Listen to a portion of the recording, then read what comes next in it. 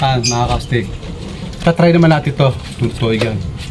Di Ares. Kita niya may belt siya. Wala ko yung dapat tayo pag-ala dyan. O baksak, magano, dahil may scoop, mabigat. Hindi po yan. Hindi na ba tayo gagawa ng tuigan na kung saan bibili tayo ng kumbaga loaded yung kanya accessories. So katas, baksak, masisira, pati scoop. Kasi ano po yan, kita niyo po yan. Dalawang tornilyo po yan. Ito, yan. Tapos ito po, kita nyo, kinakabitan itong belt natin. May tornilyo po yan. Ayan. Tapos yan.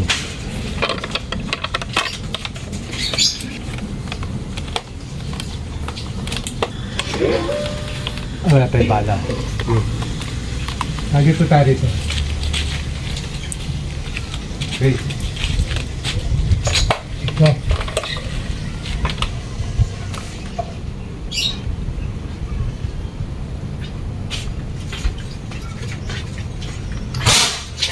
Yan. Ano ba mga kasig?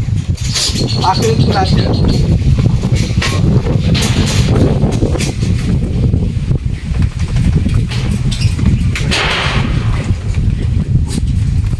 Kaya po iba nakatago yung, mas maganda nga po kung tangkay lang eh.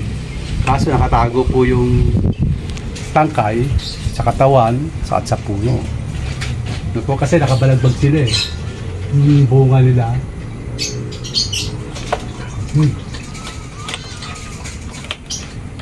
Hanap tayo rito baka bossing. Hanap tayong bala ha.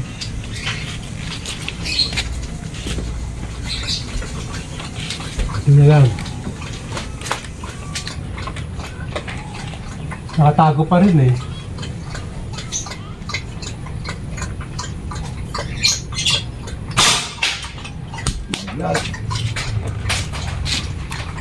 Ayun po yung iwasan natin yung tumatama sa bubong. Pero okay lang po yung mahina naman yan. Hindi naman katulad iba pag tumama sa bubong.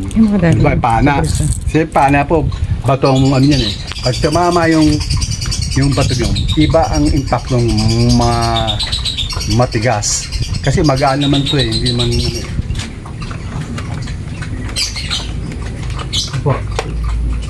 Ito kaya wala po. Lahat po yung may scoop. Tinanggal ko lang po yung scoop kasi medyo nag-uulan.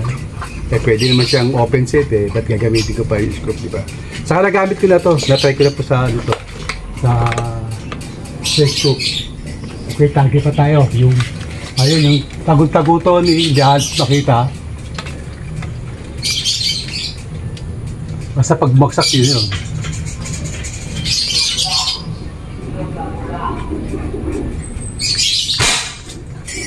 Boom. Kita ba? Ayan po mga boss eh. Asawa na mag-firing. No? Kita nyo, kasi pag tinamaan po yung katawan mga casting, hindi po yan, papakita po sa inyo sample.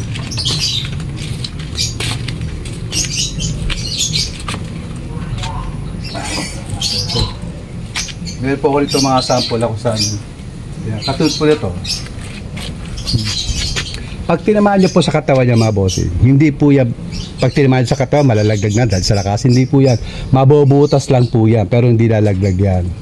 Tapos ito, tinamaan ko rin yan. Nung last, kita yung ibata mo, hindi sa sariwa. Kumbaga, parang ano na siya, matagal na, mga 3 araw, 2 days na ganyan. Ibang kulay oh. Kumpara dito sa sariwa, ito katatarget ko lang yan eh. Oh.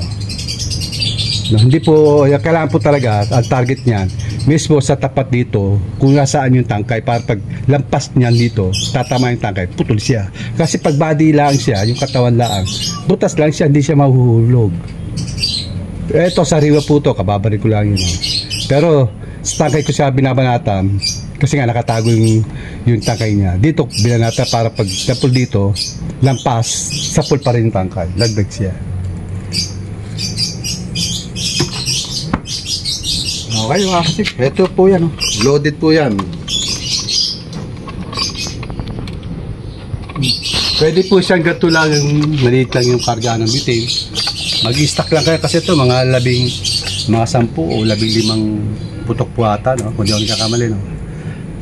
Basta lampas po yan, mga 15. Tapos yung malaki, pwede rin siyang saksakan yung bitay na malaki. Para kung gusto niya, diba, sa bundok kayo, medyo mahaba-haba yung pagdilibang. No, pwede po yun, mas mahaba po yun. Matagal lang ang proseso, no? Matagal po magagamit yung servisyo.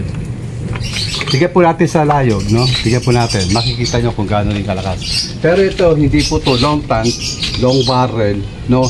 Ito po ay maiksi lang yung kanyang barrel, maiksi lang din yung tanke niya. Pero 5 po yung division niya. Hindi ka pa sa akin, 6 po yun. Pero malakas po ito. Siyempre, sa tamang discard niya lang kung paano siya seta para malakas. Kahit maliit siya, malakas yung kanyang pressure na.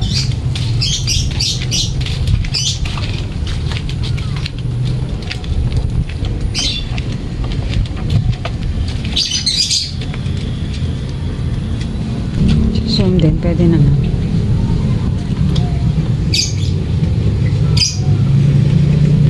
Okay, tapos kayo. Kuya, kita balik. Oo. Kita nyo, yung bala napakabilis. Tapos lagutok yung pinaka puno. Hindi ko lang po maano, siyempre, ito na sinasabi ko sa inyo. Estimate ko lang. No? Kasi hindi natin masusukatan niya nasa taas no? Kaya lagi ko sinasabi, pag sa lupa pwede natin sukatan pero kung ganyan mauunawaan natin, kalkulasyon na lang, no? Pero pagdating nasa lupa ka naman, target mo yung nasa lapag sa lupa, pwede mo sukatan. Pero pag ganyan po, talagang imposibleng masukatan po yan. Tapos nagpapalipad tayo ng drone doon para kita natin kung ano talaga yung katotohanan talaga. Kasi malayo, halos di ko rin na makita. Tapat dito yung araw, hindi natin kita kung talaga yung ano. Pero kita naman natin yung bala, pag i-zoom nyo lang kung ano yung direksyon ng bala. Diretso siya, maganda pa rin yung direksyon ng bala niya. Kahit ganito siya kaiksi lang. Pero di naman po ito yung sobrang isi ha. Ito po yung normal na ginagawa kong toy gun kumpara sa long tank, long barrel. Ito po natin kung gano'ng kakaba. Isa, dalawa, no? Alos, ano pa lang, wala pa, mga 2 feet and siguro mga 4 inches siguro yung ano, siguro yung po yung ano, kasi dito lang po ng ano, pag i-body chamber naman, isa,